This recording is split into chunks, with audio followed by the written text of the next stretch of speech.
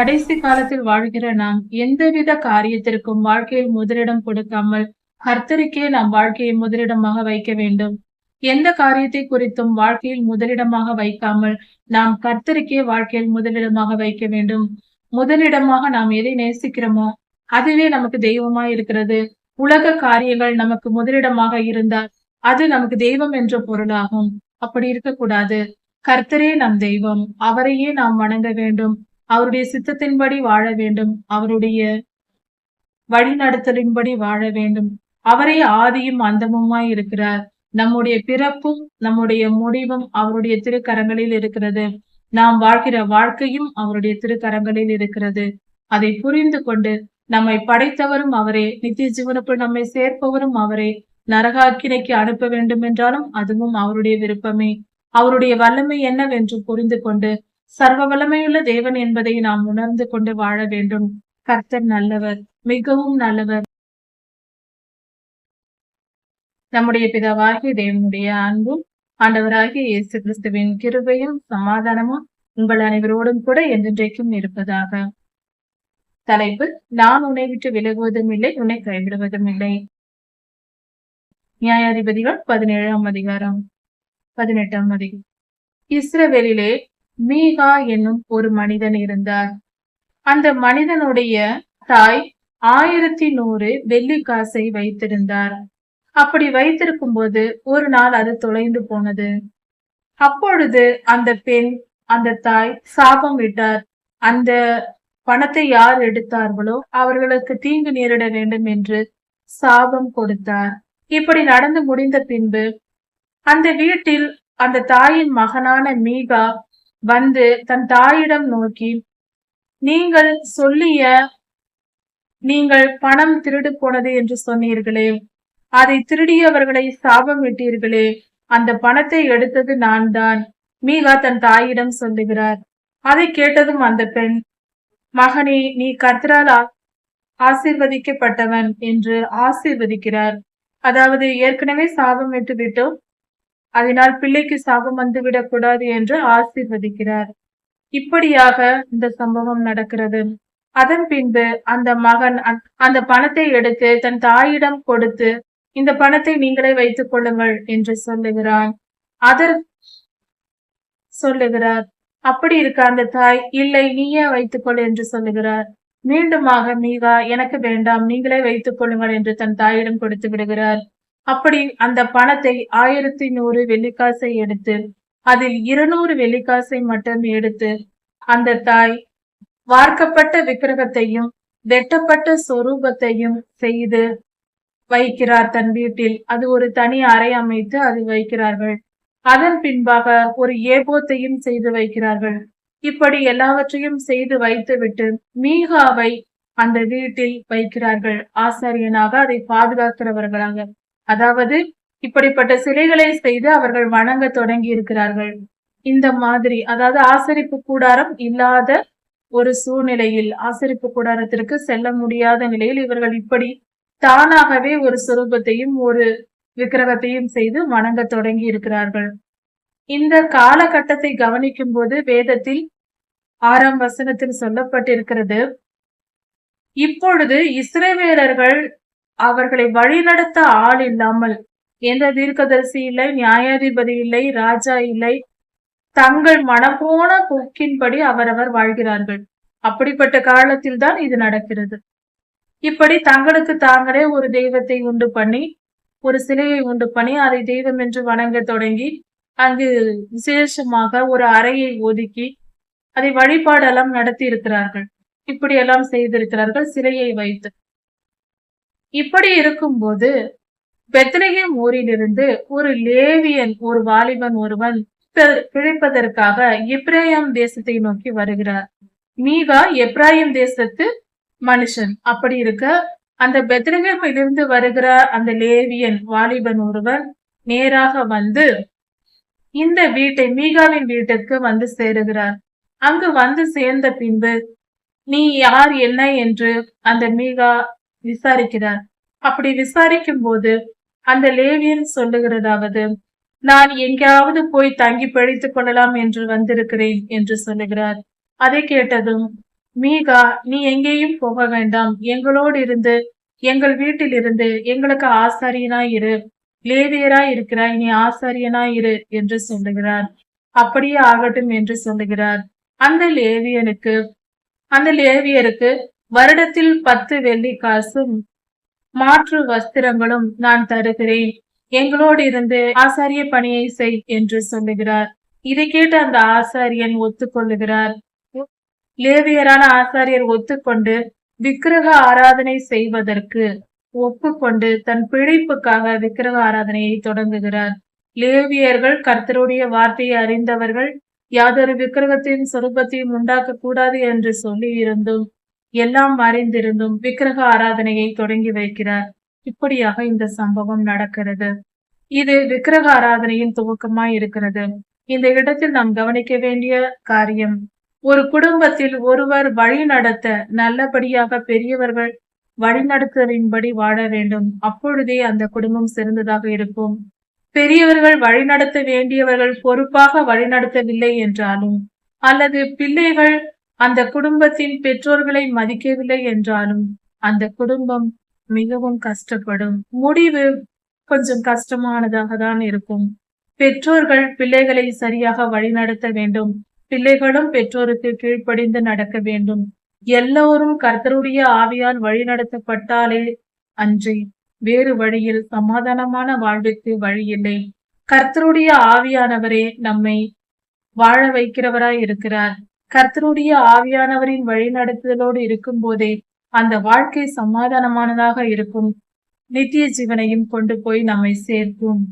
மன சமாதானம் என்பது பாவம் இல்லாத வாழ்க்கையாகும்.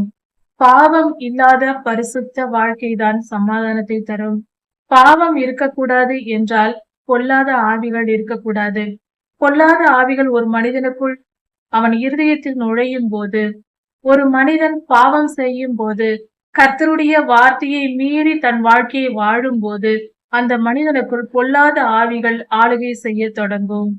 கர்த்தருடைய வார்த்தைக்கு செவி கொடுத்து கர்த்தருக்கு கீழ்ப்படிந்து வாழ்கிற மனிதனுக்கு கர்த்தருடைய ஆவியானவர் வழி நடத்த தொடங்குவார். இப்படியாக கர்த்தருடைய ஆவியானவரின் வழிநடத்தலின்படி வாழ்கிறவர்களே பரலோக ராஜ்யத்தை சுதந்திரித்துக் கொள்ள முடியும். இவ்வுலக வாழ்க்கையிலும் ஒவ்வொரு நாளும் சமாதானமாய் வாழ முடியும். ஆனால் கர்த்தருடைய ஆவியானவர் இல்லாத இடத்தில் சமாதானத்திற்கு வழியே இல்லை. யாராவது நான் ஆண்டவரை அறியேன், கர்த்தரை அறிந்து கொள்ளவில்லை, ஆனால் நான் நிம்மதியாக இருக்கிறேன், சமாதானமாய் இருக்கிறேன் என்று சொன்னால் அது மிகப்பெரிய பொய். கர்த்தருடைய ஆவியானவர் இல்லாத இடத்தில் சமாதானத்திற்கு வழியே இல்லை. அது பொய்யாக தான் இருக்கும். உண்மையாய் இருப்பதற்கு வாய்ப்பே இல்லை. சிம்சோனையாவின் சரித்திரத்தில் பார்க்கும்போது அவர் பரிசுத்த ஆவியினால் நிரப்பப்பட்டவராய் இருந்தார். ஆனால் ஒரு பெண்ணை தேடி போன போது, பாவத்தில் விழுந்த போது, பெலிஸ்தரின் பெண்கள் என்று சொல்லும் போது முதல் அவர் மணந்த மனைவி பெலிஸ்தரின் பெண்ணாய் இருக்கிறார். அந்த பெலிஸ்த பெண் என்பவள், அவள் பாவம், விக்கிரகாராதனைக்காரர்கள், கர்த்தரை ஏற்றுக்கொள்ளாத ஜனங்கள் அவர்களோடு சேரும் போது அவளை நேசித்ததினால் அந்த பாவம், அந்த பொல்லாத ஆவி சிம்சோனுக்குள் நுழைந்து மிகப்பெரிய ஆபத்துகளை அவருக்கு கொண்டு வந்தது. கடைசியில் தெலீலாளை அவர் நேசித்த போது கூட அவர் பாவம் தொடர்ந்து செய்து கொண்டே இருந்தார். இச்சைக்கு இடம் கொடுத்தார். அதன் விளைவுதான் அவருடைய வாழ்க்கை இந்த அளவுக்கு கடைசியில் முடிவு அவருக்கு பரிதாபமாக இருந்தது. கண்கள் பிடுங்கப்பட்டவராய் இருந்தார். இந்த பெண்களை குறித்து கவனிக்கும் போது, வேத புத்தகத்தில் பார்க்கும் போது அவர்கள் தொல்லை கொடுக்கிறார்கள். சிம்சோனையாவின் மனதிற்கு மிகுந்த தொல்லை கொடுக்கிறார்கள்.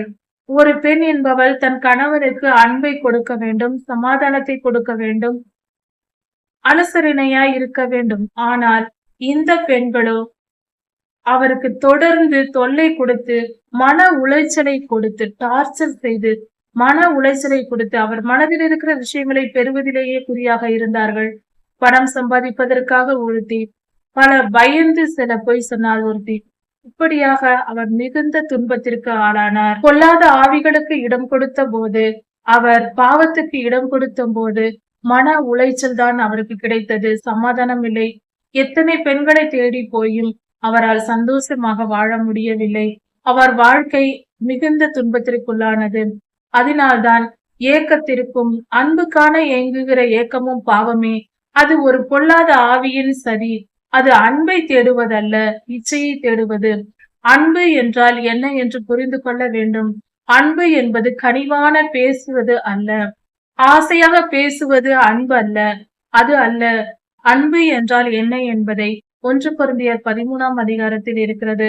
அதை படித்து பார்த்து தெரிந்து கொள்ளலாம். அன்பு என்றால் என்ன என்பதை 1 கொரிந்தியர் 13ஆம் அதிகாரத்தில் பார்க்கலாம். நாம் அதை படித்து தெரிந்து கொள்ளலாம்.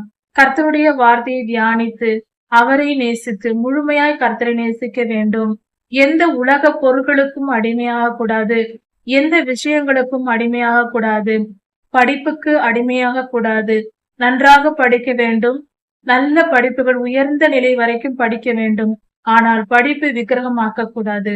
வாழ்க்கையின் முதலிடை படிப்பாக இருக்கக்கூடாது. நம் வாழ்க்கையில் முதலிடம் கர்த்தருக்கு கொடுக்க வேண்டும். அடுத்தடுத்த காரியங்களை தான் படிப்பு, பணம் சம்பாதிப்பது, வேலை, உறவுகள், எல்லா காரியத்தையும், பொழுதுபோக்குகள் எல்லாவற்றையும் அடுத்ததாக வைக்க வேண்டும். நம் வாழ்க்கையின் முதலிடம் கர்த்தருடையதாய் இருக்க வேண்டும்.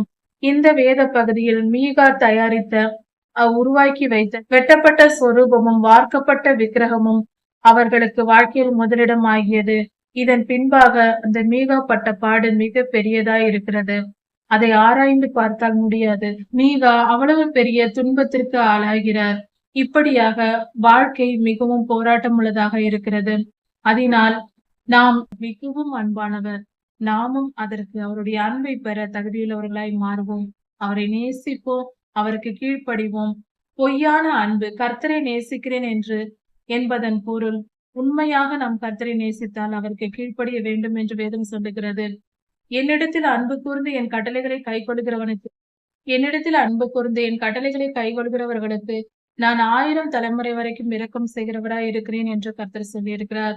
அவரிடத்தில் அன்பு கூர்ந்து நாம் அவருக்கு கீழ்ப்படிய வேண்டும். அதுவே அன்பின் முழுமையாய் இருக்கிறது. நம் இஷ்டப்படி வாழ்ந்து கொண்டு நான் கர்த்தரை நேசிக்கிறேன் என்று சொல்லக்கூடாது. நாம் கர்த்தருக்கு கீழ்ப்படிந்து நடப்பது என்பது நீதியின் பாதை. அதுவே சரியான பாதை. நம் இஷ்டப்படி நாம் வாழ்ந்து கொண்டு பரலோகத்தை சென்று சேர முடியாது. புரிந்து கொள்வோம். சிம்சன் ஐயாவின் வாழ்க்கையும் நமக்கு பாடமாக இருக்கட்டும். நியாயாதிபதிகள் 18ஆம் அதிகாரம் 19ஆம் அதிகாரம் 17ஆம் அதிகாரத்தில் பார்க்கிறோம். மீகா என்ற ஒரு தான் கோத்திரத்து மனிதன் எப்ராயிம் மலை தேசத்திலிருந்து அங்கு தங்கி இருக்கும் போது ஒரு வார்ப்பிக்கப்பட்ட விக்கிரகத்தையும் வெட்டப்பட்ட சொரூபத்தையும் செய்து தன் வீட்டில் விக்கிரக ஆராதனை செய்து அந்த வீட்டில் தஞ்சமாய் வந்த ஒரு லேவியனை ஆசாரியனாக பிரதிஷ்டை பண்ணினான் என்று மீகாவை குறித்து சொல்லப்பட்டிருக்கிறது. மீகா என்ற மனிதன் தான் கோத்திரத்து மனிதனாகவும் இருக்கிறார். இப்படி இருக்கும்போது அந்த வீட்டில் விக்கிரக ஆராதனை செய்து கொண்டு மீகாவும் அந்த லேவியனும் மற்றுள்ள அங்கிருக்கிற ஜனங்களும் இருந்தார்கள். இஸ்ரவேல் தேசத்தில் விக்கிரக ஆராதனை துவங்கிவிட்டது. இந்த செய்தியில் மிகப்பெரிய ஒரு மிக மிக முக்கியமான ஒரு தெளிவான ஒரு விளக்கத்தை நாம் பார்க்க போகிறோம். செய்திகளில் படிக்கிறோம், பெண் குழந்தைகளுக்கு விரோதமானது, பெண்களுக்கு விரோதமான பாதுகாப்பற்ற ஒரு சூழ்நிலை உருவாகிறது. அது எப்பொழுதும் இருக்கிறது. அந்த காலத்திலும் இருந்திருக்கிறது, இப்பொழுதும் இருந்து கொண்டிருக்கிறது. இப்படிப்பட்ட துர்க்காரியங்கள், கெட்ட காரியங்கள் நடப்பதற்கு என்ன காரணம் என்பதை குறித்து இந்த வேத பகுதிகளை ஆராய்ந்து பார்க்கும்போது மிக தெளிவாக சொல்லப்பட்டிருக்கிறது. இதை நாம் கவனிக்கும் போது நமக்கு ஒரு மிகப்பெரிய தெளிவு உண்டாகும். இப்படிப்பட்ட காரியங்கள் நடக்காமல் இருப்பதற்கு நாம் என்ன செய்ய வேண்டும் என்பதை நாம் புரிந்து கொள்ளலாம். இதற்கு கர்த்தர் சொல்லும் வழி என்ன, மனிதர்களின் வழி அல்ல, இது கர்த்தருடைய வழி என்ன என்பதை குறித்து வேதத்தின்படி நாம் அறிந்து கொள்ளலாம். மீகாவின் வீட்டில் ஒரு லேவியன் இருந்து அந்த எப்ராயிம் மலை தேசத்தில் விக்கிரகாராதனை செய்து கொண்டிருந்தான். இப்படி இருக்கும்போது எப்ராயிம் அந்த மலை தேசத்தின் ஒரு பகுதியிலிருந்து, சோரா என்ற பகுதியிலிருந்து தான் கோத்திரத்தார் புறப்பட்டு வருகிறார்கள். அவர்கள் மீகாவின் வீட்டண்டைக்கு வருகிறார்கள். அவர்கள் கிபியாவை நோக்கி சண்டை பண்ணும்படியாக, அவர்களுக்கு தேசம் இல்லாததினால் தங்களுக்கென்று தேசத்தை பெற்றுக்கொள்ளும்படியாக அவர்கள் கிபியாவை நோக்கி யுத்தம் செய்ய வந்தார்கள். தான் கோத்திரத்தார் லாயிசை சுதந்தரித்துக் கொள்ளும்படியாக அங்கிருக்கிற இஸ்ரவேல் தேசம் எங்கும் சுற்றி பார்த்து லாயிசை பிடித்துக் கொள்ளும்படியாக ஒரு நோக்கத்தோடு வருகிறார்கள். மீகாவின் வீட்டு அண்டைக்கு வரும்போது அவர்கள் முதலில் வேவு பார்க்க 5 பேரை அனுப்புகிறார்கள். அந்த 5 பேரும் மீகாவின் வீட்டு அண்டைக்கு வருகிறார்கள். அங்கு வரும்போது அங்கு லேவியன் இருப்பதும் கர்த்தருக்கென்று அவர்கள் செய்யக்கூடாத விக்கிரக ஆராதனை செய்து வந்ததையும் அறிந்து விக்கிரகங்களிடம் போய் பதில் கேட்க விரும்புகிறார்கள். அவர்கள் கர்த்தரை ஏற்றுக்கொண்டார்கள், ஆனால் கர்த்தருக்கென்றே ஒரு சொரூபத்தையும் விக்கிரகத்தையும் பண்ணி வைத்தார்கள். அவர்கள் கர்த்தரை வெறுக்கவில்லை, ஆனால் கர்த்தருக்கு கீழ்ப்படியவும் இல்லை. கர்த்தருடைய நாமத்தை கொண்டு அதற்கு ஒரு விக்கிரகத்தை செய்து வைத்திருந்தார்கள், சொரூபத்தை செய்து வைத்திருந்தார்கள். இது மகா பாவமான காரியமாய் இருக்கிறது. கர்த்தருக்கென்றே அதை செய்திருந்தார்கள். இப்படி இருக்கும்போது மீகாவின் வீட்டாண்டைக்கு அந்த 5 பேரும் வருகிறார்கள். அப்படி அவர்கள் வந்து அங்கு லேவியனை பார்த்து, நீ கர்த்தரிடம் கேட்டு சொல், நாங்கள் போகிற காரியம் வாய்க்குமா என்று கேட்கிறார்கள். அதற்கு அந்த லேவியன், நீங்கள் போங்கள், அந்த காரியம் வாய்க்கும் என்று சொல்லுகிறான். இது கர்த்தருடைய வார்த்தை அல்ல, அந்த லேவியன் சொல்லுகிற வார்த்தை. அவன் கர்த்தரிடம் கேட்டு சொல்வதாக சொல்லுகிறான். அப்படியே நடந்தது. இவர்கள் 5 பேரும் புறப்பட்டு லாயிசுக்கு சென்று பார்த்துவிட்டு பின்பு சோராவுக்கும் இஸ்ரவேலுக்கும் செல்லுகிறார்கள். இப்படி போன பின்பு இந்த வேவுக்காரர் போய் சொல்லுகிறார்கள் தான் கோத்திரத்தாரிடத்தில், நீங்கள் போய் அந்த லாயிசை சுதந்திரித்துக் கொள்ளலாம். அந்த ஊர் மிகவும் செழிப்பானதாகவும் சமாதானமுள்ள ஜனங்களாகவும் இருக்கிறார்கள். அவர்கள் தனியே இருப்பதினால் நாம் யுத்தம் செய்ய போனால் அவர்களுக்கு உதவ யாரும் வரமாட்டார்கள். அதனால் நாம் அங்கு செல்லலாம் என்று இவர்கள் செய்தி சொல்லுகிறார்கள். இதை கேட்டதும் தான் கோத்திரத்தார் புறப்பட்டு வந்து இவர்களிடம், அதாவது இதை கேட்டதும் தான் கோத்திரத்தார் புறப்பட்டு வந்து லாயிசுக்கு வந்து யுத்தம் செய்கிறார்கள், வெற்றி பெறுகிறார்கள். அப்படி வெற்றி பெற்று அவர்கள் போகும்போது நேராக அவர்கள் மீகாவின் வீட்டண்டைக்கு சென்று தான் கோத்திரத்து அந்த வேவுக்காரர்கள் போய் தான் கோத்திரத்தாரிடம் சொல்லும் போது அந்த வேவுக்காரர் செய்தியை கேட்டு அவர்கள் புறப்பட்டு வருகிறார்கள் யுத்தத்திற்கு. யுத்தம் செய்து லாயிசை சுதந்திரித்துக் கொள்வதற்காக. அப்படி வரும்போது நேராக மீகா வீட்டை அன்றைக்கு வருகிறார்கள். மீகாவின் வீட்டு வாசற்படியில் ஆயுதம் ஏந்திய போர் வீரர்கள் நிற்கிறார்கள். அந்த வேவு பார்க்க வந்த 5 பேரும் அந்த மீகாவின் வீட்டிற்குள் சென்று அங்கிருக்கிற வெட்டப்பட்ட விக்கிரகத்தையும் வார்க்கப்பட்ட சுரூபத்தையும் எடுத்துக்கொண்டு வெளியே புறப்பட்டு எடுத்துக்கொண்டு போவதற்காக வந்து எடுத்துக்கொண்டு போகிறார்கள். அதை கேட்ட லேவியன், ஐயோ எடுத்துக்கொண்டு போகிறீர்களே, கொடுக்க மாட்டேன் என்பது போல அந்த லேவியன் வாலிபன் அவன் நான் கொடுக்க மாட்டேன், இதை எடுத்துக்கொண்டு போகிறீர்களே என்று கத்துகிறான். அந்த லேவியனான அந்த வாலிபன் இதை எடுத்துக்கொண்டு போகிறீர்களே என்று சொல்லுகிறான். அதை கேட்டதும் அந்த தான் கோத்திரத்தார், நீ இவைகளோடு வந்துவிடு, இவைகளை நான் எடுத்துக்கொண்டு போகும்போது உன்னையும் அழைத்து கொண்டு செல்லுகிறோம். நீ இந்த ஒரு மனிதனுக்கு தகப்பனை போல ஆசாரியனாய் இருந்து நீ வேலை செய்வதை காட்டிலும் ஒரு கோத்திரத்திற்கே நீ தலைவனாக இருக்கலாம். அப்படி என்றால் இங்கு உனக்கு கொஞ்சம் சம்பளம் கொடுக்கப்படுகிறது. நாங்கள் ஒரு கோத்திரத்து ஜனங்கள் இருக்கிறோம், ஆயிரக்கணக்கான பேர் இருக்கிறோம். நாங்கள் எல்லாரும் உனக்கு அதிக வருமானம் தருவோம், கோடீஸ்வரனாக நீ வாழலாம், எங்களோடு வந்து விடு என்று கூப்பிடுகிறார்கள். இப்படி தான் கோத்திரத்தார் சொன்ன உடனே லேவியன் உடனே புறப்பட்டு செல்கிறார். அந்த லேவியனான அந்த வாலிபனுக்கு பணம் சம்பாதிப்பதே முதலிடமாக அவனுக்கு இருக்கிறது. முதலில் மீகா அழைத்த போது மீகா வீட்டிலேயே தங்கிவிட்டான். இப்பொழுது தான் கோத்திரத்தார் அழைத்ததும் தான் கோத்திரத்தார் பின்னாடியே போய்விட்டான். இப்படி இவர்கள் எடுத்துக்கொண்டு போகும்போது மீகா பின்பக்கமாய் இருந்து அழுது கொண்டே வருகிறான். மற்ற தன்னுடைய ஊர் ஜனங்களையும் அழைத்து கொண்டு அழுது கொண்டே வருகிறான். அப்பொழுது அந்த தான் கோத்திரத்தார், ஏன் எங்கள் பின்னாடி வருகிறாய் என்று கேட்கிறார்கள். அதற்கு மீகா, நீங்கள் இப்படி கேட்கலாமா? என்னிடத்தில் இருந்த விக்கிரகத்தையும் சொரூபத்தையும் எடுத்துக்கொண்டீர்கள், என்னுடைய லேவியனையும் நீங்கள் அழைத்து கொண்டு போகிறீர்களே, அப்படி செய்யும் போது என்னை ஏன் பின்னாடி வருகிறீர்கள் என்று கேட்கிறீர்களே, இது எப்படி நியாயம் என்று மீகா சொல்லுகிறார். இப்படி இருக்கும்போது அதை கேட்ட அந்த தான் கோத்திரத்தார், இப்படியெல்லாம் பேசாதே. நீ பேசினால் எங்கள் போர் வீரர்கள் கோபம் கொண்டு உன்மேல் விழுந்து கொன்று போடுவார்கள். பேசாமல் போய்விடு என்று அதட்டுகிறான். இதை கேட்டதும் அவர்கள் பெரிய கூட்டத்தாராகவும் வலிமை உள்ளவர்களாகவும் இருப்பதைக் கண்டு மீகா சத்தம் போடாமல் பின்வாங்கி போய்விட்டான். தன்னுடைய விக்கிரகத்தையும் சொரூபத்தையும் அந்த லேவியனையும் அவர்கள் கொண்டு போகட்டும் என்று விட்டுவிட்டான். இல்லை என்றால் இவன் உயிருக்கே ஆபத்து என்று அவன் பயந்து விட்டான். இப்படியாக தான் கோத்திரத்தார் அந்த வார்க்கப்ப விக்கிரகத்தையும் சொரூபத்தையும் லேவியனையும் கொண்டு போய் அவர்கள் லாயிஸில் வைத்தார்கள். அவர்கள் லாயிஸை வெற்றி பெற்றார்கள். அதை சுதந்தரித்துக் கொண்டு அதை சுட்டெரித்து போட்டார்கள்.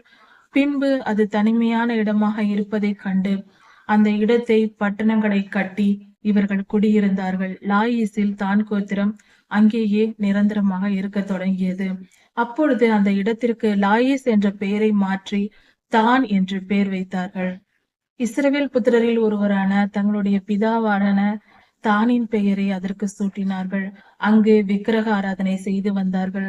சீலோவிலே கர்த்தருடைய உடன்படிக்கை பெட்டி இருக்கும் நாள் வரைக்கும் இவர்கள் இங்கேயே விக்கிரக ஆராதனை செய்து வந்தார்கள். இப்படி செய்ததின் விளைவு என்ன? அடுத்த நியாயாதிபதிகள் 19ஆம் அதிகாரம். லேவியர் ஒரு மனிதன் இருந்தார். அந்த மனிதனுக்கு ஒரு மறுமனையாட்டி இருந்தார். அவர் பரதேசியா இப்ராஹிமில் தங்கி இருந்தார். அப்படி இருக்க அவருக்கு ஒரு மறுமனையாட்டி இருந்தார். அந்த பெண் தவறான வாழ்க்கை வாழ்ந்து தன் புருஷன் வீட்டில் இருக்கும்போது பாவம் செய்து கணவனுக்கு துரோகம் செய்தார். அந்த லேவியருடைய வீட்டில் இருக்கும்போது அவனுடைய மறுமனையாட்டியாகிய அந்த பெண் இப்ராஹிம் மலை தேசத்தில் ஒரு லேவியனான ஒரு மனிதர் ஒருவர் இருந்தார். அவருக்கு ஒரு மறுமனையாட்டி இருந்தார். அந்த பெண் தவறான வாழ்க்கை வாழ்ந்து தன் வீட்டில் தன் புருஷனுக்கு துரோகம் பண்ணினார். அதை தெரிந்ததும் அவன் கண்டித்து அவன் தாய் வீட்டுக்கு அனுப்பிவிட்டான். அந்த லேவியனுடைய மனைவி போய் தன் தகப்பன் வீட்டில் இருந்தாள். தகப்பன் வீட்டில், அதாவது யூதாவில் உள்ள பெத்லெகேமிலே அந்த பெண் இருந்தாள். அப்படி அங்கு இருக்கும்போது 4 மாதங்கள் ஆகிறது. பின்பு அந்த லேவியன் மனைவியை அழைத்து வரும்படியாக ஒரு கழுதையையும் ஒரு வேலைக்காரனையும் கூட்டிக் கொண்டு செல்லுகிறார். தன்னுடைய மறுமனையாட்டியின் வீட்டுக்கு செல்லுகிறார். அந்த பெண் தன் கணவனை அழைத்து கொண்டு செல்லுகிறார். அங்கு போனதும் அந்த மாமனார், அந்த லேவியருடைய மாமனார் அன்பாக பேசி கவனித்துக் கொள்ளுகிறார். 3 நாள் அங்கு தங்கும்படி லேவியருடைய மாமனார் இங்கேயே தங்கி செல்லுங்கள், 3 நாள் இருந்து செல்லுங்கள் என்று சொல்லுகிறார். அதை கேட்டு அந்த லேவியரும் அங்கேயே 3 நாள் தங்குகிறார்கள். அதன் பின்பு 4ஆம் நாள் புறப்பட்டு செல்ல நினைக்கிறார்கள். பெண்ணுடைய தகப்பன் அனுப்ப மனதில்லாமல் இன்று ஒரு பொழுது இருங்கள், மாலையில் செல்லலாம் என்பதை விருந்து செய்யும்படி சொல்லுகிறார்கள். 4ஆம் நாள் காலையில் எல்லாம் முடிந்து மாலையில் புறப்படும் போது, இன்று இரவானது, இப்பொழுது வேண்டாம், காலையில் 5ஆம் நாள் காலை செல்லலாம் என்று சொல்லுகிறார். இப்படி காலம் தாழ்த்தி தன் மருமகனை அனுப்பாமல் தடை செய்து வைக்கிறார். இப்படி 5ஆம் நாள் காலையில் புறப்பட்டு போகலாம் என்று தன் மறுமனையாட்டியை கூட்டிக் கொண்டு செல்லலாம் என்று அந்த லேவியனான அந்த மனிதர் எழும்பும் போது, அப்பொழுதும் அந்த மாமனார், வேண்டாம், இன்று ஒரு பொழுது நீங்கள் வீட்டிலேயே இருந்து சந்தோஷமாய் இருதயத்தை தேற்றிக் கொண்டு மாலையில் செல்லலாம் என்று சொல்லுகிறார். சரி என்று 5ஆம் நாள் காலையிலேயும் தங்குகிறார். 5ஆம் நாள் மாலையில் அந்த மனிதர் புறப்படும் போது அந்த மாமனார் சொல்லுகிறார், இன்று மாலை நேரம் ஆயிற்று, அது ஒரு 4 மணி அல்லது 3 மணி சமயமாக இருந்திருக்கிறது. அதனால் அவர் சொல்லுகிறார், பொழுது சாய்ந்து விடும், இரவு வந்துவிடும், அந்த காலத்தில் நடந்துதான் செல்ல வேண்டும், லைட் வெளிச்சமும் கிடையாது, பஸ் போன்ற வசதிகளும் கிடையாது. அதனால் நீங்கள் இருங்கள், 4 மணி ஆகிறது, இன்று மாலை இருந்துவிட்டு காலை செல்லலாம் என்று சொல்லுகிறார். அதற்கு அந்த லேவியராகிய மனிதர் தங்குவதற்கு மனம் இல்லாமல், இல்லை, நான் புறப்பட்டு சென்றே ஆக வேண்டும் என்று 5ஆம் நாள் மாலையில் தன் வேலைக்காரன், கழுதை, தன்னுடைய மறுமனையாட்டி என்று எல்லாரையும் அழைத்து கொண்டு புறப்பட்டு செல்லுகிறான். இப்படி செல்லும் போது அவர்கள் மாலை நெருங்குகிறது, இரவு பொழுது வர தொடங்குகிறது. அந்த நேரத்தில் அவர் புறப்பட்டு போகும்போது கொஞ்ச தூரம் சென்று வேறு ஊரில் தங்கி செல்லலாம் என்று அந்த வேலைக்காரன் சொல்லுகிறார். அப்பொழுது அந்த சொல்லையும் இந்த மருமகன் கேட்கவில்லை. இல்லை வேண்டாம், நாம் இங்கேயே தங்கலாம் என்று கிபெயாவில் உள்ள தெருக்களில் தங்க முடிவெடுத்து தங்குகிறார்கள். தெருக்களிலேயே தங்குகிறார்கள். தங்குவதற்கு அவர்களுக்கு இடம் கிடைக்கவில்லை. அதனால் தெருக்களிலேயே தங்குகிறார்கள். அந்த லேவியர் புறப்படும்போது தன் மாமனாரால் பல முறை தடுத்து நிறுத்தப்படுகிறார். இடம் கிபியா என்ற ஒரு ஊர். அந்த தெருக்களிலேயே தங்கலாம் என்று முடிவெடுத்துவிட்டு அங்கேயே தங்குகிறார். இப்படி 5 தடைகளையும் தாண்டி பிடிவாதமாக இருக்கிறார். இதுதான் இருதய கடினம் என்பது. கிபியாவின் தெருக்களில் அவர்கள் இருக்கும்போது அந்த வழியாக இரவான நேரத்தில் அந்த வழியாக ஒரு வயதான ஒரு மனிதர் ஒருத்தர் வருகிறார். மிகவும் வயதானவர். அப்படி அவர் வரும்போது இவர்கள் தெருக்களில் இருப்பதை பார்த்து நீங்கள் யார் என்று கேட்கிறார்கள். அதற்கு இவர்கள் நாங்கள் எப்ராயிம் தேசத்திற்கு மலை தேசத்தை சேர்ந்தவர்கள், அங்கு போகிறோம், பெத்லகேமிலிருந்து வந்திருக்கிறோம் என்று சொல்லுகிறார். இதை கேட்டதும் அந்த வயதானவர், நீங்கள் தெருக்களில் தங்கக்கூடாது, நீங்கள் வாருங்கள், எங்கள் வீட்டிற்கு செல்லலாம் என்று அழைத்து செல்லுகிறார். இப்படியாக அந்த லேவியரும் மறுமனையாட்டியும் கழுதையும் அந்த வேலைக்காரனும் அந்த வயதானவர் வீட்டில் போய் தங்குகிறார்கள். அங்கு ஒரு மிகப்பெரிய ஆபத்து அவர்களுக்கு நேரிடுகிறது. இன்று வாழ்கிற இந்த உலக மக்களாகிய நாம் இந்த சம்பவத்தை குறித்து ஆழமாக தியானித்து புரிந்து கொள்ள வேண்டிய கடைசி காலத்தில் இருக்கிறோம். பெண்களுக்குரிய பாதுகாப்பு இங்கு இல்லாமல் இருக்கிறது. உலகம் எப்படி இருக்கிறது, என்னென்ன ஆபத்துகள் இருக்கிறது என்பதை புரிந்து கொள்ளவும் நம்மை நாம் காப்பாற்றிக் கொள்ளவும் நியாயாதிபதிகள் 19ஆம் அதிகாரம். பாவத்திற்கும் மனித இனத்தின் வேதனைகளுக்கும் என்ன சம்பந்தம்? மனிதன் பாவம் செய்கிறான், மனிதன் வேதனையை அனுபவிக்கிறான். இந்த இரண்டிற்கும் இடைப்பட்ட தொடர்பு என்ன? பாவம் என்பது விதையாகவும் அதிலிருந்து முளைத்தெழும்புகிற மரமாகவும் வேதனை இருக்கிறது. பாவம் சிறியதாக தோன்றும், ஆனால் மிகப்பெரிய மரத்தை விளைவித்து கொடுக்கும். ஒரு லேவியனான ஒரு மனிதன் தன் மறுமனையாட்டியை அழைத்து கொண்டு கிபியாவிற்கு வருவதாக நாம் தியானித்தோம் கடந்த செய்தியில். அப்படி இரவில் தங்க இடம் இல்லாமல் தெருக்களில் தங்குகிறார்கள். அப்பொழுது வயதான ஒரு மனிதர் என் வீட்டில் தங்கிக் கொள்ளலாம் என்று அவர்களை அழைத்து செல்லுகிறார். கை கால்களை கழுவி கொண்டு சாப்பிடுகிறார்கள். சாப்பிட்டு முடித்த உடனே அவர்கள் சந்தோஷமாய் இருக்கும்போது, பேசிக்கொண்டு இருக்கும்போது ஒரு சம்பவம் நடக்கிறது. திடீரென்று அந்த கதவு சார்த்தப்பட்டு இருக்கிறது. அப்பொழுது அந்த ஊர் மக்கள், கிபியாவில் உள்ள ஜனங்கள் கதவை தட்டுகிறார்கள். இங்கு வந்திருக்கிற அந்த புதிய மனிதனை எங்களிடத்தில் அழைத்து வாருங்கள், அந்த மனிதனுக்கு நாங்கள் கொடுமைப்படுத்த வேண்டும் என்று கேட்கிறார்கள். அந்த கிபியா ஊர் மக்கள் அருவருப்பானவர்களாக, இச்சையான காரியங்களை செய்கிறவர்களாக இருக்கிறார்கள். லோத்துவின் சரித்திரத்திலும் இப்படிப்பட்ட ஒரு சம்பவம் கொடுக்கப்பட்டிருக்கிறது. அதே போல இங்கும் நடக்கிறது. இப்படி செய்யும் போது அந்த வீட்டிற்குள் இருக்கிற அந்த பெரிய மனிதர், ஐயோ அப்படி செய்யாதிருங்கள், எனக்கு திருமணம் ஆகாத 2 பெண்கள் இருக்கிறார்கள், அந்த பெண்களை வேண்டுமானாலும் நான் அனுப்புகிறேன், ஆனால் என்னிடத்தில் அடைக்கலமாய் வந்த இந்த மனிதரை தயவு செய்து ஒன்றும் செய்யாதிருங்கள் என்று சொல்லுகிறார்கள். வீடு ஆனால் பூட்டப்பட்டிருக்கிறது. இவர்கள் வெளியிலிருந்து பேசுகிறார்கள், அவர்கள் உள்ளிருந்து பதில் சொல்லுகிறார்கள். தன்னுடைய மறுமனையாட்டி கிபியா ஊர் மக்களிடத்தில் தள்ளிவிட்டு கதவை பூட்டிக் கொள்கிறார். அப்பொழுது வெளியே விழுந்த அந்த பெண்ணை இவர்கள் அவமானப்படுத்தி அந்த பெண்ணிடம் இரவு முழுவதும் கொடுமைப்படுத்துகிறார்கள். விடியற்காலம் ஆகும்போது அந்த பெண் அந்த வீட்டின் வாசற்படியில் தன் எஜமான் உள்ளே இருந்த, தன்னுடைய புருஷன் உள்ளே இருந்த அந்த வீட்டின் வாசற்படியில் கைகளை வைத்து கொண்டு விழுந்து கிடந்தாள். உள்ளே இருந்த அந்த எஜமானன் வெளியே பார்க்கும்போது இவள் வாசற்படியில் கைகளை வைத்து படுத்து கிடந்தாள். அப்பொழுது அந்த மனிதன் அந்த லேவியன் எழுந்திரு போகலாம் என்று சொல்லுகிறார். அதற்கு அந்த பெண் பதிலே பேசவில்லை, ஒன்றும் சொல்லவில்லை. உடனே அந்த பெண்ணை எடுத்து தன் கழுதையின் மேல் போட்டுக்கொண்டு வேலைக்காரனோடு அந்த மனிதன், அந்த லேவியர் சென்று விட்டார். அங்கு போன உடனே அந்த பெண்ணின் உடலை 12 கோத்திரங்களுக்கும் ஒவ்வொரு பகுதியாக அனுப்பி வைத்து இப்படியாக இதை இஸ்ரவேல் தேசம் முழுவதும் இந்த செய்தியை பரம்ப செய்தார். இப்படி நடந்தபோது அதை பார்த்த இஸ்ரவேலின் கோத்திரத்தார் எல்லோரும் துடிதுடித்து போய் வேதனையை அளவில்லாத வேதனை அடைந்து துடித்து போய் அவர்கள் மிகவும் துயரப்பட்டார்கள். இஸ்ரவேல் தேசத்தில் எகிப்திலிருந்து புறப்பட்டது முதல் இப்படி ஒரு தீமை எங்கும் நடந்ததே இல்லை, இது எப்படி நடந்தது என்று மிகவும் வேதனைப்பட்டு 12 கோத்திரத்தாரிலிருந்தும் ஜனங்கள் திரளாய் எழும்பி இதை யார் அழுப்பினார், என்ன நடந்தது என்று விசாரித்துக் கொண்டு நேராக அந்த லேவியனின் வீட்டிற்கு வந்து சேர்ந்தார்கள்.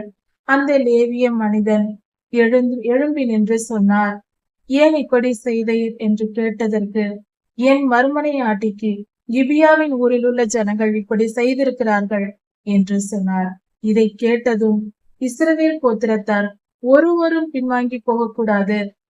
எகிப்திலிருந்து புறப்பட்ட நாள் முதல் இஸ்ரவேல் தேசத்தில் இப்படிப்பட்ட அக்கிரமம் நிறைவேறியதில்லை, நடந்ததே இல்லை. இப்படி நடக்கக்கூடாது. இது மகா பெரிய பாவமாய் இருக்கிறது, மகா பெரிய கொடுமையாய் இருக்கிறது.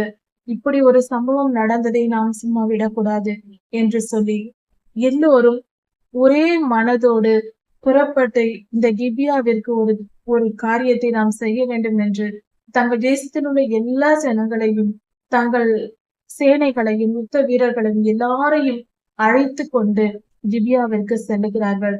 கிபியாவில் சென்று அந்த ஊர் ஜனங்களோடு யுத்தம் செய்கிறார்கள். பாவமான ஜனங்களை கொன்று போடுகிறார்கள். இப்படியாக நடந்து முடிகிறது.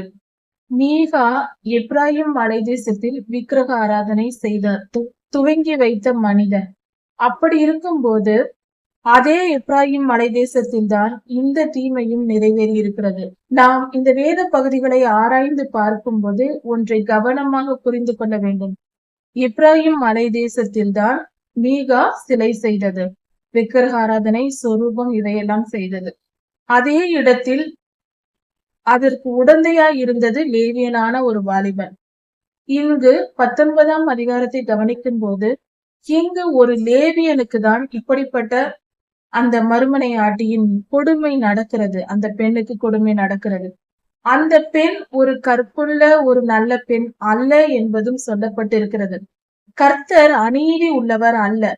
அந்த பெண் தன் கணவன் வீட்டில் இருக்கும் போது பாவம் செய்திருக்கிறார். தன்னுடைய கணவனுக்கு துரோகம் செய்த பெண்ணாயிருக்கிறார். இதை கவனிக்க வேண்டும். அங்கு நடந்த மீகா செய்த விக்கிரகத்திற்கும் இந்த பெண் செய்த பாவத்திற்கும் சம்பந்தம் இருக்கிறது. லேவியனுடைய மறுமனையாட்டி செய்த பாவத்திற்கும் அவனுக்கு ஏற்பட்ட முடிவில் ஏற்பட்ட நிலைக்கும் காரணம் இருக்கிறது.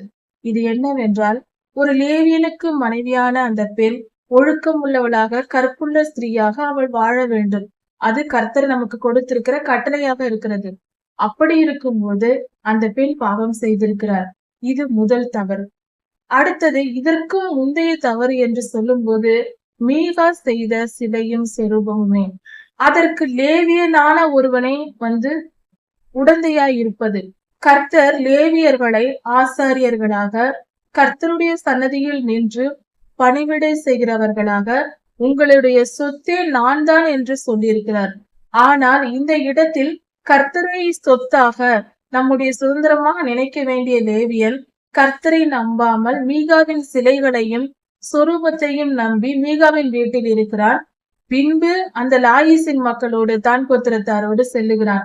இப்படி அவனுடைய செயல்பாடு, லேவியனுடைய செயல்பாடும் தவறாயிருக்கிறது. நியாயாதிபதிகள் 17ஆம் அதிகாரம் முதல் 19ஆம் அதிகாரம் வரைக்கும் நாம் ஆராய்ந்து பார்க்கும்போது ஒன்று சேர்த்து கவனிக்கும் போதுதான் இதன் காரியம் புரியும். விக்கிரக ஆராதனை முதலில் தொடங்குகிறது. அந்த விக்கிரக ஆராதனையின் விளைவாக பொல்லாத ஆவிகள் மனிதனை ஆட்கொள்கிறது. அப்பொழுது அந்த லேவியனுடைய மறுமனையாட்டி அவளுக்குள் வேசித்தன ஆவி நுழைவதினால் அவள் தன் புருஷனுக்கு பாவம் செய்கிறாள், துரோகம் செய்கிறாள். அவள் விபச்சார ஆவிக்கு இடம் கொடுத்து விபச்சாரம் செய்கிறாள். அதனால் அவள் பாவியாகிறாள். அந்த பாவத்தின் விளைவு அந்த விக்கிரக ஆராதனையுடைய ஆவி கிபியாவில் ஆளுகை செய்திருக்கிறது. கிபியாவூர் மக்கள் ஒருவர் அல்ல, பலர் அந்த பாவத்தை அந்த பெண்ணுக்கு செய்திருக்கிறார். இப்படிதான் உலகத்தில் நடக்கிறது. கர்த்தருடைய வழிகள் எல்லாம் சரியானதா இருக்கும். பாவிகளிடத்தில் ஒப்பு கொடுக்கப்பட்டிருக்கிறார்கள். இந்த இடத்தை தியானித்தால் ஒவ்வொரு மனிதனுடைய வாழ்க்கையின் ஆழங்கள் புரிந்து கொள்ளலாம். அதாவது இந்த பெண் பாவம் செய்தால் அந்த பாவத்தின் விளைவாக கிபியா ஊர் மக்களிடம் ஒப்படைக்கப்பட்டார். அந்த கிபியா ஊர் மக்கள் செய்த பாவத்திற்கு இஸ்ரவேலர் எல்லோரும் ஒன்று கூடி அங்கு மிகப்பெரிய யுத்தத்தை நடத்துகிறார்கள். அப்பொழுது இஸ்ரவேலில் சுமார் 25,000 பேர் இஸ்ரவேலர்கள் யுத்தத்திற்கு போனவர்கள் கர்த்தர் நீங்கள் போய் யுத்தம் செய்யுங்கள் என்று சொல்லுகிறார். 2 முறை தோற்று வருகிறார்கள். கர்த்தர் கட்டளையிட்ட பின்பு பென்யமீன் கோத்திரத்தாரோடு, அதாவது இஸ்ரவேலர்கள் எல்லோரும் அந்த லேவியனுடைய மனைவியின் உடலை பார்த்த பின்பு 11 கோத்திரத்தாரும் கிபியோனியரும் சேர்ந்து கொண்டு கிபியா என்ற இந்த தேசத்தில் அந்த பெண்ணுக்கு அநீதி இழைக்கப்பட்ட அந்த ஊருக்கு வருகிறார்கள் யுத்தம் செய்வதற்கு. இவர்களுக்கு விரோதமாக இருக்க வேண்டிய பென்யமீன் கோத்திரத்தார் தங்கள் கோத்திரத்தை சேர்ந்தவர்கள் கிபியாவில் இருக்கிறார்கள் என்பதை வைத்துக் கொண்டு தங்கள் கோத்திரத்தை காப்பாற்றுவதற்காக பாவத்திற்கு துணை போகிறார்கள். மற்ற 11 கோத்திரத்தாருடனும் சண்டைக்கு வருகிறார்கள். ஒரு பக்கம் பென்யமீன் கோத்திரம் மட்டும் இருக்கிறது, மற்ற 11 கோத்திரமும் ஒரு திசையில் இருக்கிறது. 2 கூட்டத்தாரும் சண்டையிடுகிறார்கள். முதலில் 11 கோத்திரத்தார் 2 முறை தோற்கிறார்கள். முதலில் தோற்கிறார்கள், கர்த்தரிடம் போய் அழுகிறார்கள். பின்பு தோற்கிறார்கள், அதன் பின்பும் போய் கர்த்தரிடம் அழுகிறார்கள். கர்த்தர் யுத்தத்திற்கு போய் என்று சொன்ன பின்புதான் இவர்கள் போகிறார்கள். ஆனாலும் அநேகம் பேர், 25,000 பேர் சுமார் இறக்கிறார்கள். இப்படியெல்லாம் முடிந்த பின்பு 3ஆம் விசை போய் கர்த்தரிடம் போய் கேட்கிறார்கள். அப்பொழுது கர்த்தர் சொல்லுகிறார், நீங்கள் யுத்தத்திற்கு போங்கள், இந்த முறை நான் உங்களுக்கு வெற்றியை தருவேன் என்று. அப்படியே அவர்கள் 3ஆம் முறை 11 கோத்திரத்தாரும் சென்று பென்யமீன் கோத்திரத்தாருடன் யுத்தம் செய்து அவர்களில் 25,000 பேருக்கு மேல் அவர்களை கொன்று அழித்து பின்பாக அவர்கள் புறப்பட்டு வருகிறார்கள் கிபியாவுக்கு நியாய தீர்ப்பை கொடுத்து. இந்த சம்பவத்தில் கவனிக்கும் போது கர்த்தரே இந்த 11 கோத்திரத்தாரையும் சண்டைக்கு போக சொல்லுகிறார். ஆனால் அவர்கள் முதல் நாளில் தோற்று வருகிறார்கள். 2வது முறையும் போக சொல்லுகிறார். அப்பொழுதும் அவர்கள் தோற்று வருகிறார்கள். 3ஆம் முறை போகும்போதுதான் வெற்றி பெறுகிறார்கள். ஏன் இப்படி நடந்தது? இந்த இடத்தில் ஆழமான சத்தியம் என்னவென்றால், இஸ்ரவேலில் ராஜா இல்லை. 12 கோத்திரத்தாரும் தங்கள் புத்தி போன போக்கில் தங்கள் இஷ்டப்படி வாழ்ந்தார்கள். பாவத்திற்கு இடம் கொடுத்தார்கள். அநியாயமாக, அக்கிரமமாக, வேசித்தன ஆவிக்கு அவர்கள் இடம் கொடுத்திருந்தார்கள். அதன் விளைவாக அந்த யுத்தத்தின் போது அநேக மக்கள் இந்த பக்கமும் அநேக மக்கள் அந்த பக்கமும் கொல்லும்படி கர்த்தரே ஒப்பு கொடுத்தார். இஸ்ரவேலர்களை சுத்திகரிக்கும்படியாக, அந்த தேசத்தை சுத்திகரிக்கவே அந்த யுத்தத்தை அனுமதித்தார். ஏனென்றால் கர்த்தருக்கு பாவம் பிடிக்காது. கர்த்தர் பாவத்தை பார்க்க கூடாத சுத்த கண்களை உடையவர். அப்படி இருக்க இவர்களுடைய அக்கிரமம் எல்லா பக்கத்திலும் இருந்தது. அதனால் அவர்கள் இப்படியாக நியாயம் தீர்க்கப்பட்டார்கள். அநேக மக்கள் இறந்த பின்பு இவர்கள் அந்த நியாயத்தீர்ப்பு முடிந்ததும் அமைதல் அடைந்து சென்றார்கள். இப்படியாக விக்கிரக ஆராதனை, சொரூபங்களை வைத்து ஆராதனை செய்வது, விக்கிரகங்களை வைத்து ஆராதனை செய்வது என்பது கர்த்தருக்கு பிடிக்காது. கர்த்தருடைய பிள்ளைகள் இப்படிப்பட்ட ஆராதனைகளை செய்வது, கர்த்தரை விட்டு மற்ற எந்த காரியத்தையும் வணங்கக்கூடாது என்று 10 கட்டளைகளில் சொல்லப்பட்டிருக்கிறது. அதை கவனிக்காமல் தன் இஷ்டப்படி தான் வாழ்கிற ஜனங்களுக்கு கர்த்தர் இப்படி நியாய தீர்ப்பை கொடுப்பார். அதனால் எப்பொழுதும் கர்த்தருக்கு பயந்து கர்த்தரை மட்டுமே ஆராதனை செய்ய வேண்டும்.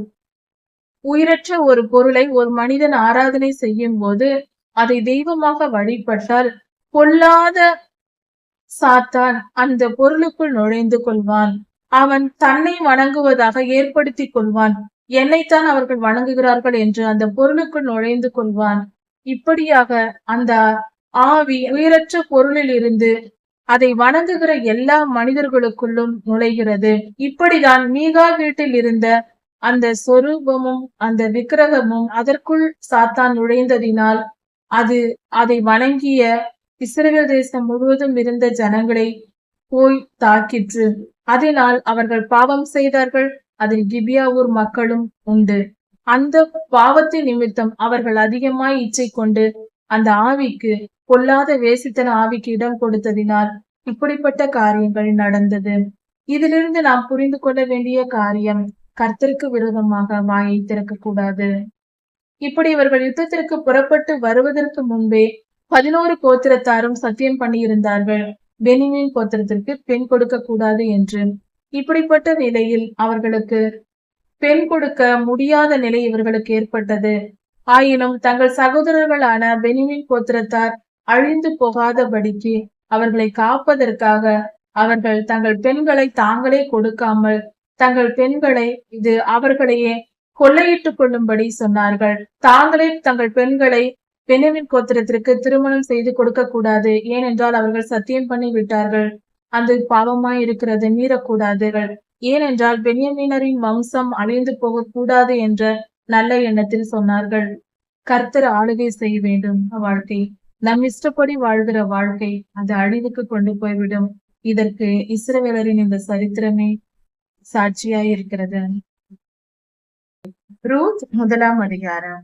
மனிதர்கள் உறவினர்களாய் இருந்தாலும் நண்பர்களாய் இருந்தாலும் ஒரு மனம் என்பது எப்படி வருகிறது? ஒருவருக்கொருவர் ஒற்றுமையாக இருக்க வேண்டும் மனிதர்கள் என்றால் அவர்களுக்கிடையே இருக்க வேண்டிய மிக முக்கியமான காரியம் ஆவியில் ஒருமனப்படுதல்.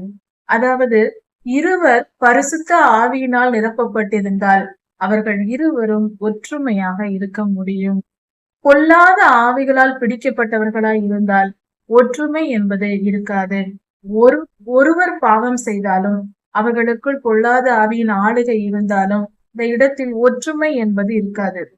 அதனால் 2 பேரும் பரிசுத்த ஆவியினால் நிரப்பப்பட்டிருந்தால் அவர்கள் ஒற்றுமையாக இருப்பார்கள். அது உறவினர்களாய் இருந்தாலும் சரி, எந்த வித உறவாய் இருந்தாலும் சரி. ரூத்தின் புஸ்தகத்தில் பார்க்கும்போது பெத்லகேமில் ஒரு முறை பஞ்சம் உண்டாயிற்று. அப்பொழுது எலிமெலேக்கு என்ற பெத்லகேம் ஊரின் மனிதர் ஒருவர் தன் மனைவியாகிய நகோமி என்ற மனைவியை கூட்டிக் கொண்டு மோவாப் தேசத்தில் போய் குடியிருந்தார். அப்பொழுது அவர் அங்கு தங்கி வாழும்போது அவர்களுக்கு 2 பிள்ளைகள் இருந்தார்கள், 2 மகன்கள் இருந்தார்கள். அந்த 2 மகன்களுக்கும் மோவாப் தேசத்தில் அந்த ஊர் பெண்களை திருமணம் செய்து வைத்தார்கள். அப்படி அவர்கள் திருமணம் செய்து வைக்கும் போது ஒரு மருமகளின் பெயர் ஒர்பால், இன்னொரு மருமகள் பேர் ரூத். இப்படி 2 மருமகர்கள் இருந்தார்கள். கொஞ்ச காலம் ஆனபோது எலிமெலேக்கு என்ற அந்த மனிதர் இறந்து விட்டார். அதன் பின்பு கொஞ்ச காலத்தில் எலிமெலேக்கின் 2 மகன்களும் இறந்து விட்டார்கள். இப்பொழுது அந்த வீட்டில் நகோமியும் தன் 2 மருமகள்கள் மட்டுமே அங்கு இருந்தார்கள். இப்படி இருக்கும்போது நகோமி மிகவும் வேதனைப்பட்டார். தன் மருமகள்கள் மட்டுமே இருக்கிறார்கள், கணவரும் பிள்ளைகளும் எல்லோரையும் பறிகொடுத்த பின்பு மிகுந்த மனவேதனையோடு இருந்தார். ஆனால் அவர் கர்த்தரை நேசித்தார். கர்த்தருடைய அன்பு மாறாத அன்பு என்பதை அவர் உணர்ந்திருந்தார். கர்த்தர் மேல் மிகவும் நேசம் வைத்திருந்தார்.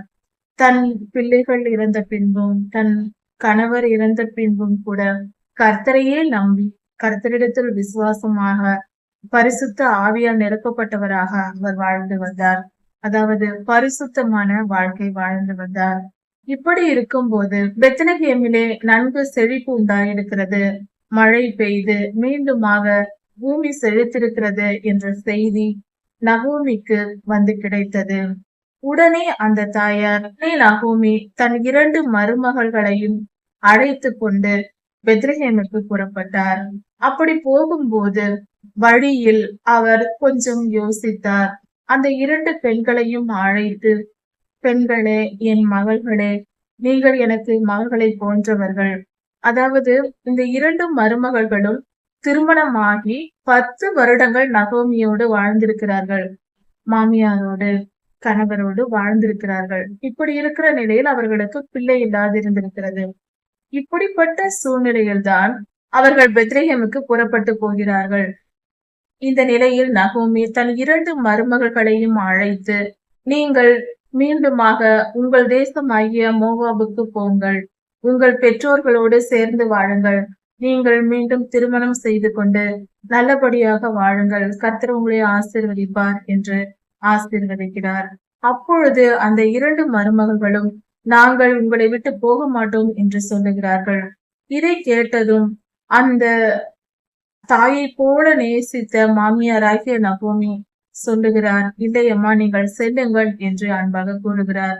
இதை கேட்டதும் ஒருபால் என்னும் ஒரு மருமகள் தன் நகோமியோடு சம்மதித்து அவர்களுக்கு வாழ்த்து கூறி சந்தோஷமாக முத்தமிட்டு அவர்கள் ஒருபால் தன் மோவாப் தேசத்திற்கு, அதாவது தன்னுடைய வீட்டிற்கும் தன் தகப்பன் வீட்டிற்கும் தன் இனமாகிய தன் தேவர்களிடத்திற்கும் போய்விட்டார்கள். அதாவது விக்கிரக ஆராதனை செய்கிற அவர்கள் குடும்பத்திற்கு போய்விட்டார்கள். இது நன்கு புரிந்து கொள்ள வேண்டும்.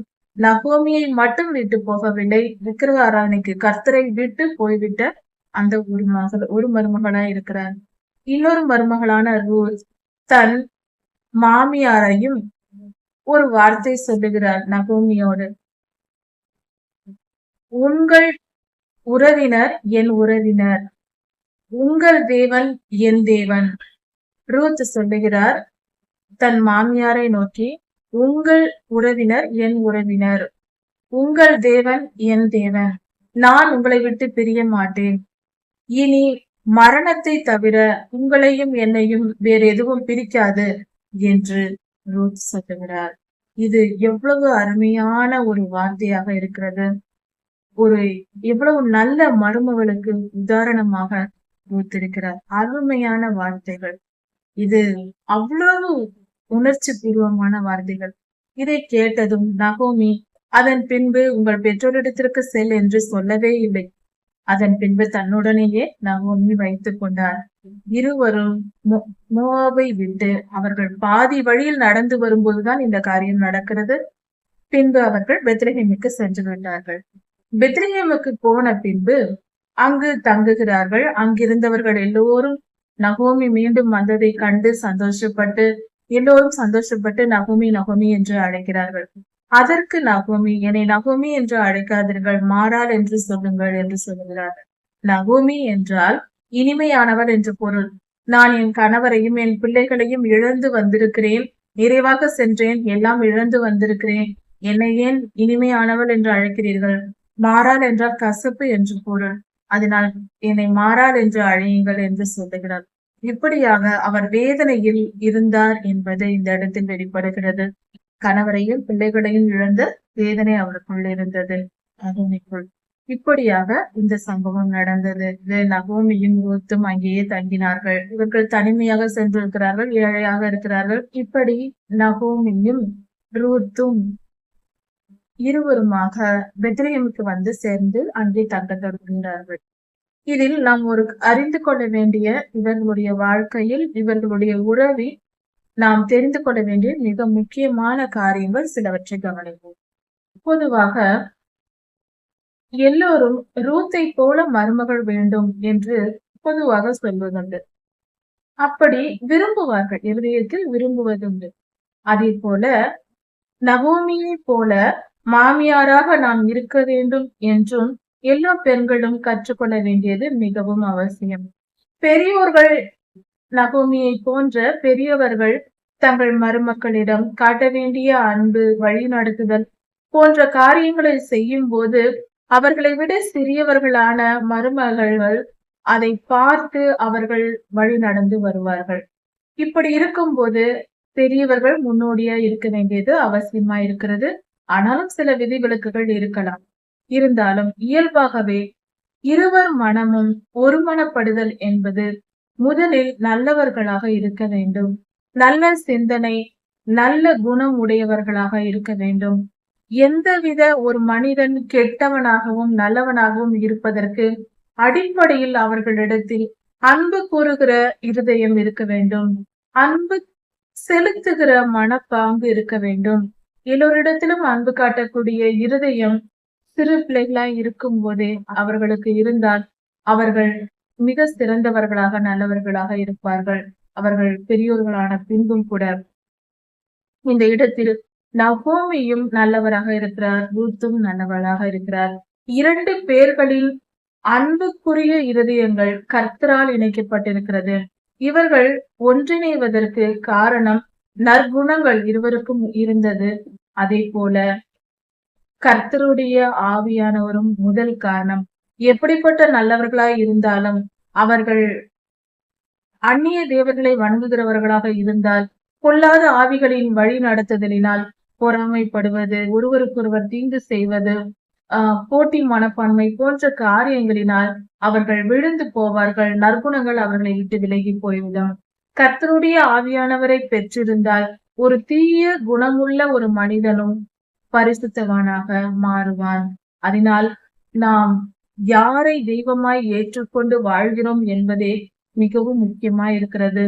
நமது ஆண்டவராகிய இயேசு கிறிஸ்துவை ஏற்றுக்கொண்டு பரிசுத்தமாய் நாம் வாழும்போது, அவருடைய வழிகளில் நாம் நடக்கும்போது, அவருடைய வார்த்தையாகிய வேத வசனத்தை கேட்டு அதன்படி நாம் வாழும்போது, அவருடைய பேச்சுக்கு செவி கொடுத்து, அவருடைய சொல்லுக்கு காது கொடுத்து கேட்டு அதை மனதால் ஏற்றுக்கொண்டு முழு மனதோடு அவர் சொல்வதை கேட்டு வாழ்ந்தால், உண்மையாய் நாம் அவரிடத்தில் அன்பு கூர்ந்தால், இப்படி நாம் செய்தால் நாம் நிச்சயம் பரிசுத்தவான்களாக மாற முடியும். கர்த்தருடைய ராஜ்யத்தை சுதந்திரித்துக் கொள்ள முடியும்.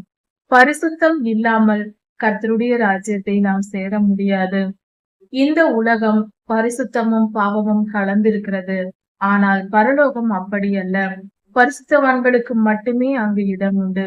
பாவம் அங்கு சேர முடியாது. பாவியாகிய ஒரு மனிதனை நித்திய ஜீவனுக்குள் சேர்த்துக் கொள்ள மாட்டார்கள். அதை புரிந்து கொள்ள வேண்டும். அப்படி சேர்த்து கொள்வதாய் இருந்தால், அப்படியெல்லாம் இல்லை, பாவம் செய்தாலும் பரலோகத்திற்கு செல்லலாம் என்றிருந்தால், நமது ஆண்டவராகிய இயேசு கிறிஸ்து இந்த உலகத்தில் வந்து பிறந்திருக்கவும் வேண்டியதில்லை, சிலுவை மரணத்தை ஏற்றுக்கொள்ள வேண்டிய அவசியமும் இருக்காது.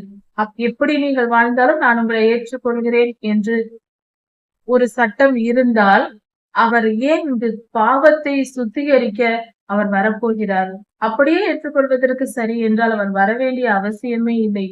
முதல் வருகையும் அவர் பலியானதும், தன்னை தானே தன் ஜீவனை பறிகொடுத்ததும், நமக்காக அவர் ஜீவன் தந்து ரத்தம் சிந்தியதும், அவர் ரத்தம் நம்மேல் பூசப்படுவதற்கும் காரணம் பரிசுத்தமாக்கப்படுவதற்கே. நாம் பாவியாகவே வாழ்வதற்கு அவருடைய ரத்தம் எதற்கு நம்மேல் பூசப்பட வேண்டும்? நாம் அப்படியே இருப்பதென்றால் அவருடைய முதலாம் வருகை அவசியமே இருந்திருக்காது. அப்படி நினைக்க வேண்டாம். பாவத்தை விட்டு மனம் திரும்ப வேண்டும். இந்த உலகத்தில் ஆண்டவராகிய இயேசு கிறிஸ்து பிரசங்கித்த முதல் வார்த்தையே மனம் திரும்புங்கள், பரலோக ராஜ்யம் சமீபமாய் இருக்கிறது என்று. அந்நிய தேவர்களை வணங்குகிறவர்களை பார்த்து அவர் பிரசங்கிக்கவில்லை, இஸ்ரவேலர்களிடம் பிரசங்கித்தார். பிதாவாகிய தேவனை தொழுது கொள்ளுகிறவர்களை நோக்கி சொன்னால், பிதாவாகிய தேவனை தொழுது கொள்ளுகிறவர்களை நோக்கிதான் சொன்னார், மனம் திரும்புங்கள், பரலோக ராஜ்யம் சமீபமாய் இருக்கிறது என்று. அப்படி என்றால் பிதாவாகிய தேவனை ஏற்றுக்கொண்டு பரிசுத்தவான்கள் என்று தங்களை தாங்களே நினைத்துக் கொண்டு பாவம் செய்து கொண்டிருந்த தம்முடைய ஜனங்களையே கர்த்தர் மனம் திரும்புங்கள் என்றார்.